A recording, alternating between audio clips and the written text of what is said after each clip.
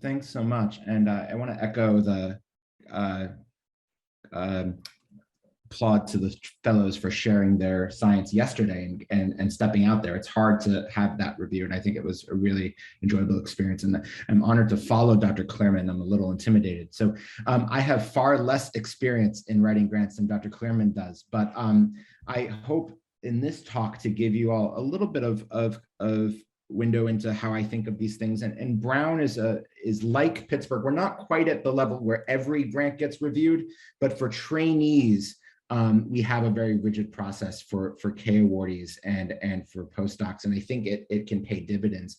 And really the lesson of this talk is organization matters, how you organize your thoughts, how you organize your writing experience. I have no conflicts of interest to disclose.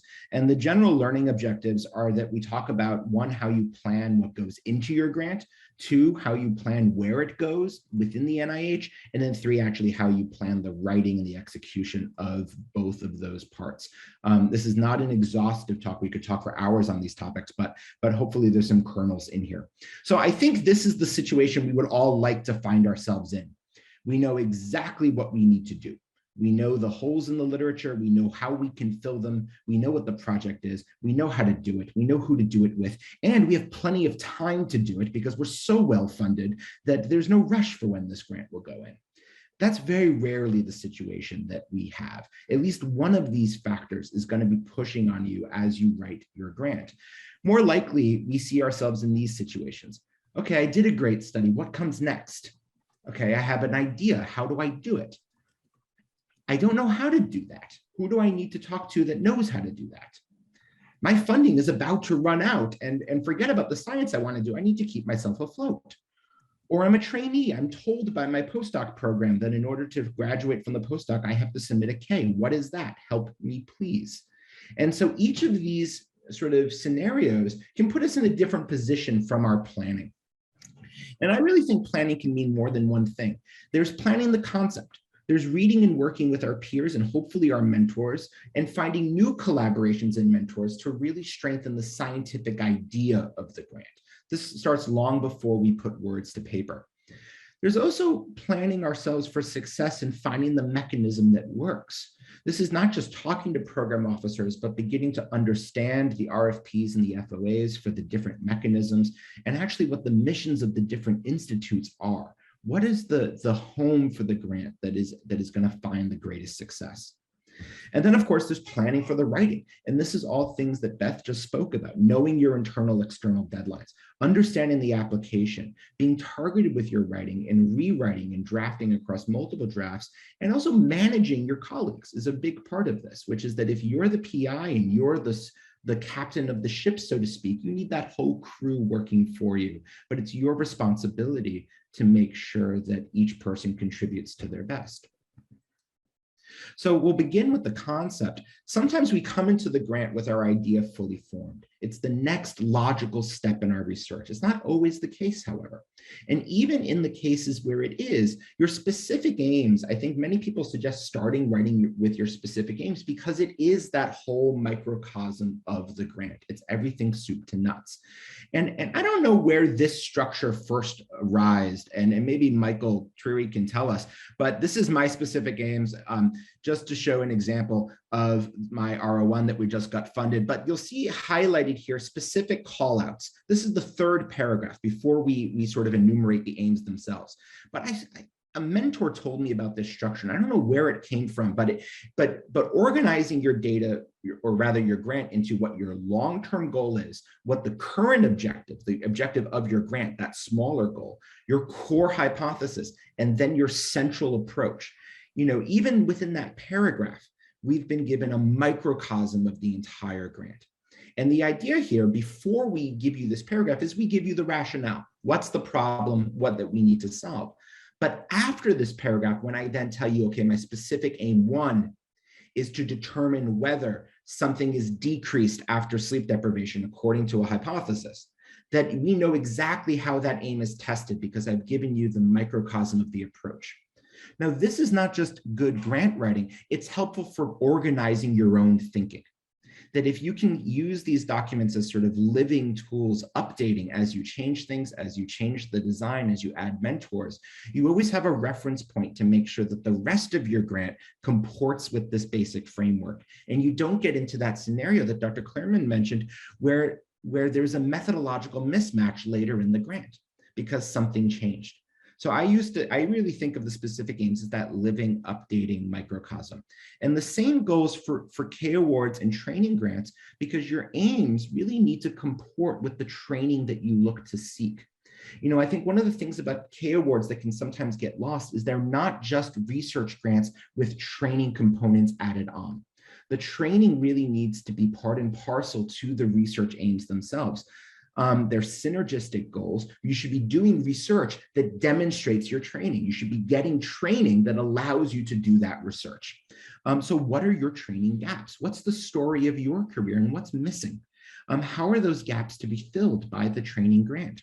And your specific aims can actually reflect this. So this is, again, a paragraph from my K Award, but what I highlighted for you all, and the slides will be available, is where we point out what I don't know, what I didn't know coming out of postdoc, what was missing for me. And then later on, what I can add with this K Award, and how only by getting that K and getting that new training, I can build that into my existing skills to get me where I need to go. We talked about yesterday about who you want to be, where you want to see yourself. What's that final step in your training that you need to have?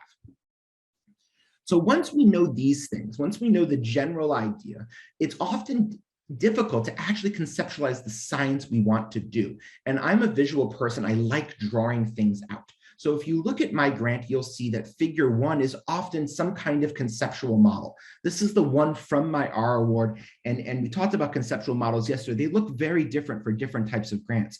But this one figure sits at the beginning of the approach section and really, again, recapitulates the entire grant. It's both theoretical. In this particular grant, we were talking about heterogeneous risk for sleep loss.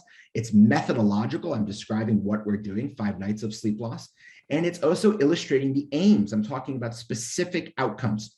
And so this whole, a reviewer could look at this figure and its caption in a couple of minutes and say, okay, here's the rationale and here's what they're going to do. And there's lots of styles about these conceptual figures. There's flow charts, consort diagrams, all sorts of things. But having some kind of figure is not just helpful for the reviewer, it's helpful for you to structure your thinking. If there's an arrow in here that doesn't make sense, or there's an arrow that's not actually an arrow, it can really help tighten up your science. I do the same thing for protocols, and these can be really complex protocol figures or really simple protocol figures. But anytime you change the design, even in the drafting statement, I update the figure.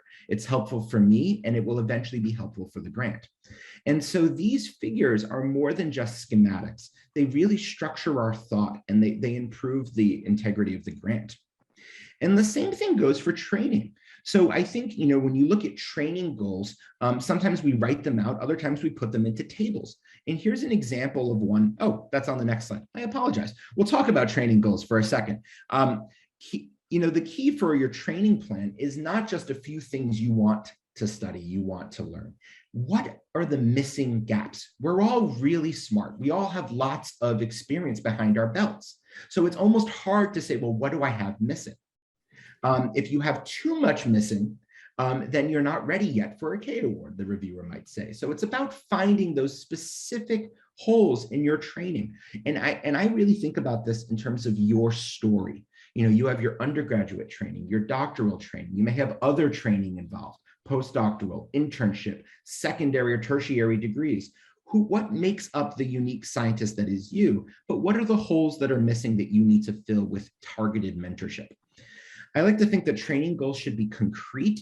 They're 2 to 3 concrete goals. They're not specifics yet, but maybe you want to get specific training in manualizing interventions with Dr. Smith, specific training in evaluation of interventions with Dr. Jones. And then you're going to work with Dr. Martinez on qualitative research, so you can look at the focus groups as part of your process.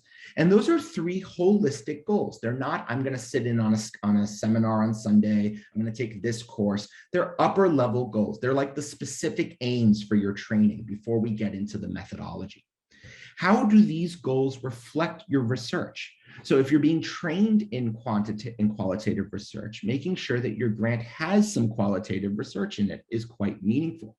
A lot of times we throw in a biostatistic goal or an analytic goal, but making sure that that goal for training comports with the research you actually are wanting to do. You also need to make sure that you demonstrate that both you and your mentors have the experience necessary to get you to those ends. And so you're walking in with the preliminary experience, and then you're going to bring in the mentor who's an expert on one of these points to get you to the next stage. I like to structure the who of my grant similarly to how I structure the what. I build a figure that describes who's on my team. What are their roles? What are they doing? What skills are they providing? And so when you think about planning, again, your training goals and your research goals, you can find where those gaps are. You can make sure that every skill in the grant, both at the training and at your research level, is represented in the team that you assemble. It's also just handy for yourself to make sure that you know who's writing your letters, how many grant contract officers you need to speak to, how many subcontracts you have, and sort of organizing your world. So when we talk about your career development plan, again, I like to put it down on paper. So here is training goal 1 from my K Award. And the goal was to get immersive training in psychopathology. Those that know me know I'm not a clinical psychologist. I wanted to learn this perspective. And so in my career development plan, we sort of, take the Aristotelian approach of say what you're going to do it, and then say what you did at multiple stages. So we repeat ourselves. The heading here is the training goal. And then I give you a little bit of information on why I need it, what the gap is. And then I break down the actual training plan. And that's where you can get into the nitty-gritty for your K Award. So start with the goal, contextualize, break the activities down by your years. When are you doing certain things? And that's where you can get specific. I'm going to work with Dr. Smith on this many days of the week on this sort of seminar. I can get into specific details of what types of activities these are. For me, I found it really helpful to think about mentorship, supervised didactics, and then engagement and dissemination of my findings. These were sort of 3 organizing frameworks. Different grants, different science needs a different framework. But I think being organized here, again, helps the reviewers see, okay, this is really going to get you where you need to be. And I had 1 table per training goal, not just 1 table that sort of roughly says I'm going to work on goal 1 in this year, goal 2 on this year, and so forth. So when developing these things, both for your training and your research, it really is a process. And these are just examples of things I sketched in Excel over the course of developing a grant. Everything from protocols that never made it into the grant to actually schematic hypothesized results, and lots of other things were left on the physical drawing board. And so, we talked about yesterday, figures can be daunting. And it's not you make a figure and it looks beautiful on the day you make it sort of scenario. You really iterate these things, pass them between your mentors and your peers. Are they easy to understand? Do they explain what you need to do? And do they actually help you plan the grant? If they're not, jettison them. Okay, so a rest of this is really about beating the clock, because you are under a clock. You need to understand the entire process of the grant writing competition, both externally and internally. And it begins with your reading, starting early when you're planning the grant. I think we take for granted at some point when we have this really, almost sublimated understanding of the literature where we know what the gaps are. But oftentimes on K Awards, you're trying to put yourself in a new part of the literature. You're going to get training in something you don't know. So you have to have a mature reading of that part of the literature and understanding what you can add to that work. Mentors and colleagues are critical. And I think we like to presume that our mentors are always hands-on and they're going to guide us through this. And it's wonderful when they are. but it's fair to recognize that sometimes they aren't. And I think, each of us is in a different place. And so knowing the safe people to go to, your peers, who's safe to bounce ideas off of, so that you can begin your reading and actually conceptualizing of these projects long before you start your K Award. Trainees in particular, I think, when you're writing your K, the more you're able to iterate and workshop, the better. And so what Brown does is all the first year postdocs spend an hour on Friday in grant writing. And that's before you have an idea, all the way up to the submission of your K. Not everyone has that opportunity. It's a great opportunity for us, but if you don't have it, seek out peers and colleagues that you trust, that you can go to with rough ideas that are not fully baked, and they'll help you sort of bounce it back and forth to come up with your final idea. Time really is your friend in this regard. We spoke a little bit yesterday about different mechanisms, but it's really critical that even if you have an idea, it has to fit the type of grant that you're going for in order for it to succeed. The different mechanisms have very different needs. We talked yesterday about K23s being patient-oriented research versus a K01, which is a very similar mechanism that's not patient-oriented. Then we have the K99 and the R00. Again, something very different, a small pilot study followed by a larger R phase. And it's really important that you sort of find the right fit here. Some grants are better suited, but there are also some grants are better suited for specific institutes. What NIMH versus NICHD versus NHLBI puts emphasis on for these grants can be different. Program officers are really your critical guide here. They can give you feedback not just on the ideas, but also the fit for that grant and their institute. And this really happened to me when I was writing my K01, which is I thought I was writing a K99 and an R00. And I wrote up specific aims, probably workshopped them for a couple of months. And it wasn't until I spoke to program at NIMH where they said, this really isn't a K99 grant. You're not doing anything different enough in your R00. This is really a K01, one whole study. And that fundamentally changed things. I went back to the drawing board, rewrote the aims for a very different mechanism. The mechanism you write for will determine how you write the aim. So it's not just plug and play. And so having those conversations with program early, I think, is very important. There's no, even a rough specific aims is enough to begin that conversation. You should look on the NIH website to find the people that you need to talk to. So we're lucky enough to have Dr. Mariska Brown at the National Center of Sleep Disorders Research and Mike Twirry before her, that is a sort of an access point to all of sleep research at NIH. But each institute also has program officers who handle sleep-related portfolios. And either Dr. Brown can refer you to those POs, or you can write them yourselves and say, okay, I had this idea. Is it a right fit for your institute? Some institutes, many institutes, have trainee-specific program officers that just handle K awards. Now they're not content-specific, but they'll be able to talk to you about that institute's mechanisms for training grants, what you need to know. So don't hesitate to contact NIH throughout this process and repeat your contacts as you continue to develop, or if things change, they can help guide you. So getting to the final part of this and to the meat, before you start writing, you really have to understand the application. And that begins with reading the full program announcement. So the program announcement, which we'll show you in a little bit, is everything from the nitty-gritty contractual things of what's allowed in the budget to how the grant gets formatted to what the purpose of the program is. And I work backwards. I make a calendar from the deadlines, beginning with the NIH deadline. That's obviously the key deadline, when it needs to be in NIH's hands. But there's going to be a lot of deadlines that come out of it as we work our way backwards. We have internal business deadlines, so we talked a little bit about that. A lot of institutions will be at 10 days to 2 weeks of business days before the NIH deadline. Some institutions have leeway. If you get it a couple of days late, they'll still look at it. Some institutions, particularly during busy grant cycles, will say, I'm sorry, we can't look at this. We have too many other grants going on. And I think, many of us have experiences where we know colleagues who fell into that scenario and they didn't look at it. So it's really, the onus is on you as the PI to follow those deadlines. Possibly less in K awards, but certainly in later grants, you'll also have subcontract deadlines where your colleague's business office needs to do work to get your business office materials. And so those deadlines will be even before your internal deadline. And so staying on top of all the moving parts of your grant can be really critical here. You also just have to manage the personalities and schedules of your colleagues.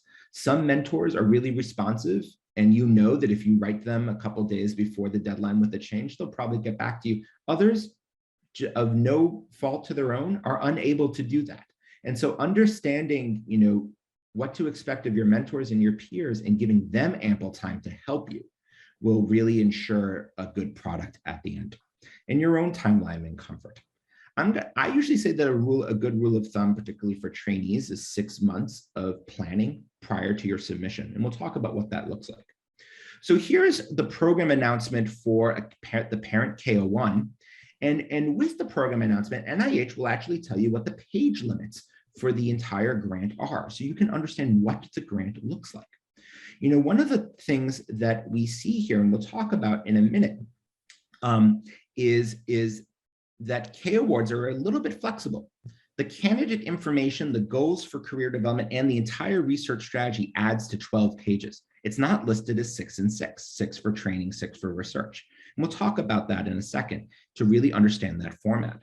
The other thing I want to point out is that some institutes don't give Ks, or they may not give specific types of Ks, or they may only give Ks on specific topics. NICHD, for instance, does this. And so you really need to understand, okay, you've got a great idea, but if the program doesn't have a mechanism to suit you, you have to find somewhere else, and you may have to tweak your idea to fit. So I spoke about those 12 pages for candidate information as well as research. And part of your job is to figure out, okay, what's better? Do I want to go 6 and 6? Or am I going to have 9 pages for research and 3 for training? I can tell you I did 6 and 6, but there's no hard, fast rule. Part of this question is, are your training goals fully described? Or are you breezing over them so the reviewer thinks that you didn't give adequate detail? Are your roles for your mentors clearly delineated? Do you have a clear timeline for your training, not just the timeline for your research getting completed? Likewise, in the research plan, is your analytic plan fully expressed, or are there gaps? Power analyses missing, sample sizes missing, moving inclusion, exclusion criteria to the human subjects, for instance, because you don't think you have time for it in the research plan. All things that are examples of needing to find more room in your research plan. Do you have a clear methodology? Do you have clear room for preliminary data? So when you work on these 2 parts back to back, you'll start to understand, 1, how they complement each other, but 2, how they're going to take up that balance of 12 pages. There's no easy answer to this question, but my advice is that we don't sleep on the career development plan. Particularly for a K award, it really is as important as the research. And we're all researchers, so we get into the mindset of focusing on that part, but it's a K, not an R. So don't lose sight of the fact that there are training goals that are the real intention of the mechanism. So again, setting a calendar, working backwards, and knowing every deadline is important. So if we know the NIH due date, we may, for instance, work back and say, from there, we have an internal deadline. We have a deadline where we need to put our final drafts in our mentors' hands. We also need to make sure we have our letters from our mentors. There's budget deadlines and penultimate drafts circulating between. There's a point working backwards where we need to make sure we have our mentors lined up and we have full sketches of our research and our training. Before that, maybe we need to get our aims in decent enough shape that we know what we're doing. Even before that, we've been workshopping our aims and settling on the mechanisms of our grant. And even before that, we've been doing our reading, our planning, and our preliminary aims, where you sort of workshop what it is we're going to do in the first place. And so if the NIH deadline is June 5th, you can imagine a timeline that takes you back through the months into December and early January. And I think establishing this for yourself at the head of the game gives you timelines, gives you comfort of knowing, I'm going to get to the end of this journey if I can follow along. Now, these are not hard, fast deadlines. No one's going to punish ourselves if we get a little late on one of these things, but at least it helps us structure our activity. Couple quick thoughts on budgets. Particularly with K awards, the budget is quite small, so you need to be strategic in your planning. One, your own salary is covered through the K awards, but what your salary is may be determined by the mechanism of the K. So certain Ks have certain salary caps. Different departments and institutions determine the salaries for K awardees differently. And parity gets lost, I feel, among ourselves when one person asks, can they have a certain salary, and the other person doesn't. And so you really want to be self-protective here. Speak to your chair, speak to postdocs, speak to others about what they're writing in, and make sure that you're getting fair due within your own department. The NIH does not allow cost of living increases, at least due to recent policy. So you don't want to leave your own money on the table. You want to get quotes for your equipment early so you know what it's going to cost. You want to negotiate your resources with your mentors so that you are not responsible in the K award for buying everything you need. Not only will it eat up your budget, it will tell reviewers that you don't have adequate support from your environment and your mentors. So negotiating what it is you need to buy is critically important. Finally, you want to make sure that your study is adequately staffed. Your mentors and labs can help you, but you don't want to fill your research budget just with all participants if you can't afford to have any staff to help you do the study. If you don't know, ask, I think really matters with budgets, specifically as we write our budgets for the first time. I'm going to breeze through a few things here so we can end on time, but there are pitfalls to avoid. Know the page limits. Don't try to cheat the page limits. Don't try to squeeze too much into the grant that it can't be read. White space matters. Those spaces between paragraphs matter. If you find yourself left out of space, something tells you that you probably have to edit and trim, not just try and squeeze it into the grant. I actually did this issue with cutting cost of living advances. I backed my salary down into year one lower on the advice of someone in my grants office. And then NIH sliced the salary at year one. So even though the K award could allow more money in year 5, I wasn't able to get it because I got bad advice from the grants office on how to write the salaries. So really use everyone around you to offer good advice. Pitfalls, not spending enough time on your training. I've spoken to it a couple of times, but that really is the goal of the K01. Don't overload your study. It's not an R01. It's not expected to be an R01 level study of number of participants or complexity. And then I think the other thing that often gets lost in K awards because there's short numbers of pages is losing out of these design considerations and alternate strategy sections, which are utterly critical to show the reviewer that you've thought through the context of your science. It's also an olive branch because the reviewer may say, well, what about this? And then if they get to the end of the grant and they say, okay, the team already considered that, and this is why they got to that point, it gets assigned to the reviewer that you've done your homework. I like to also say what happens if our hypotheses are not supported. Like Dr. Clairman indicated, you have directional hypotheses, clear hypotheses. What happens when they're wrong? How will your grant continue to help push you forward, but also push the science forward, even in a world in which your hypotheses are not supported? I think it's quite easy to feel overloaded in this process, especially when we think about all the moving parts. But I think the lesson here is that an organized process will yield an organized product. And I think, this is not just being organized with your manuscripts, but being organized with what you want to do. And if I had one parting thought, it's do the science you want to do and get trained in the things you want to be trained in, not the things you think you need to do to get the grant funded. Listen and learn from examples, but find your own path. Each of us writes grants a little bit differently. Celebrate the victories, including the submission, which is really the best day of the grant process. Don't hide from the failures. We'll talk about taking feedback in a bit, but it's critically important. It's okay to put the grant down for a few days and come back to it. And I thought I had a 6-point, I do. A grant review is not a judgment on you. I think it's really critical to understand. It's not a judgment on you, your science, or your worth. We all get not discussed grants. We all get things that we wish could be better. But I think, as you go forward with planning, the more organized you can be, the better chance of success. I apologize if I ran over, and I want to thank you all for for listening.